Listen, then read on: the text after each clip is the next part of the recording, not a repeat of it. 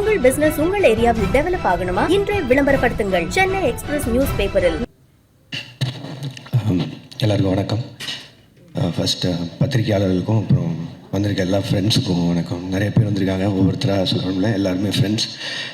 நேற்றுக்கு மதியம் தான் எல்லோரும் கால் பண்ணேன். ஒரு ஷார்ட் நோட்டீஸ் தான் இருந்தது, பட் ஆனால் இன்றைக்கி எல்லோரும் வேலையும் விட்டுட்டு வந்ததுக்கு உண்மையிலேயே மிகப்பெரிய நன்றி. கண்ணன் சார் தேங்க்யூ, வரமாட்டிங்க முன்னாடி.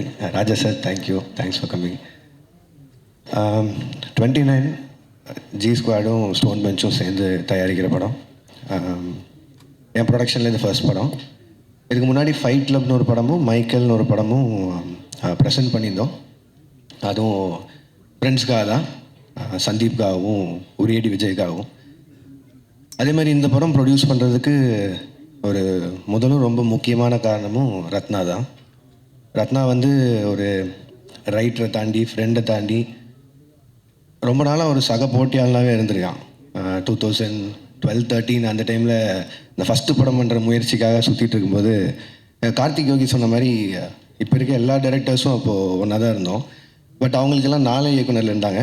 இப்போ நான் ரத்னாலாம் வந்து ஷார்ட் ஃபிலிம்ஸ் பண்ணிட்டு லிட்ரலி தெருவாக சுற்றிருக்கோம். எந்த தேட்டரில் ஸ்க்ரீனிங் கிடைக்கும், எப்போ ப்ரொடியூசர்ஸ் எல்லாம் ஃப்ரீயாக இருப்பாங்க, ஆர்கேவியா, ஏவிஎம்மா, பிரசாதா, ஏன்னா ஏதோ ஒரு ஸ்க்ரீனிங்கில் அந்த படத்தை போட்டு காமிச்சு ஏதாவது ப்ரொடியூசர் பார்த்து வாய்ப்பு கொடுத்துட மாட்டுறாரா அப்படின்னு.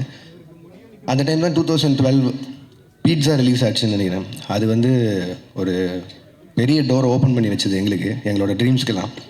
அது நான் மட்டும் இல்லை, இன்றைக்கி இருக்கிற நிறைய டைரக்டர்ஸ்க்கு அது வந்து மிகப்பெரிய ஒரு டோர் ஓப்பனிங்காக இருந்தது அந்த படம்.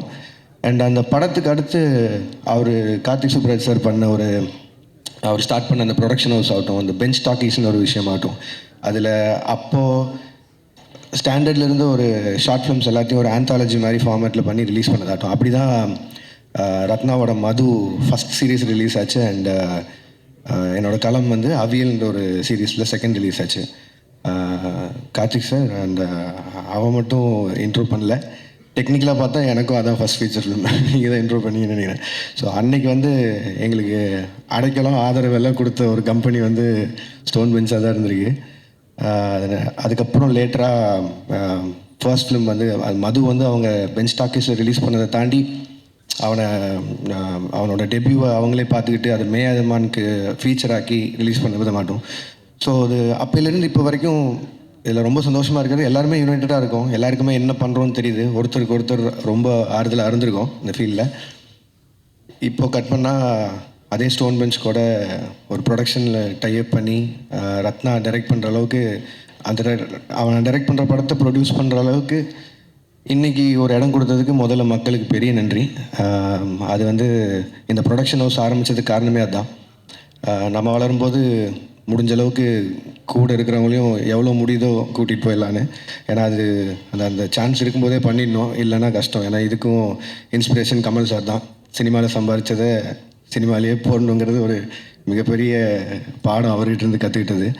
ஸோ இந்த படம் மட்டும் இல்லை, இன்னும் அடுத்தடுத்து ப்ரொடக்ஷனில் வரப்போகிற நிறைய படங்கள் வந்து எல்லாமே புது டேலண்ட்ஸாகவும் இருக்க போகிறாங்க. நிறைய ஃப்ரெண்ட்ஸ் அசோசியேட்டடாக இருந்தவங்களும் இருக்க போகிறாங்க.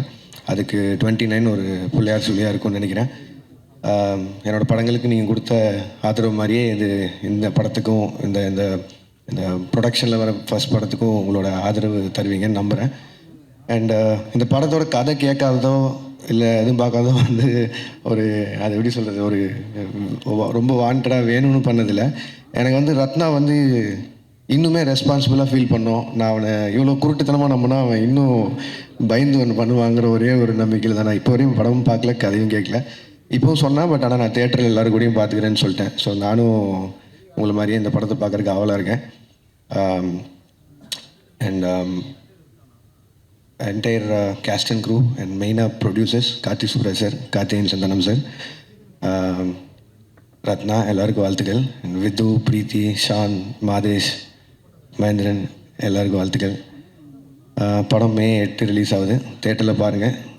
உங்கள் விமர்சனங்களுக்கு வெயிட்டிங். அண்ட் நல்லா இருந்தால் ஒரு 4 பேரை பார்க்க சொல்லுங்கள். அதுக்கு முன்னாடி ரிலீஸ் ஆகிற கரை படத்துக்கும் அண்ட் பின்னாடி ரிலீஸ் ஆக போகிற கருப்பு படத்துக்கும் சேர்த்து வாழ்த்துக்கள். And RJ Balajan, thank you for coming and thank you for the clarification also.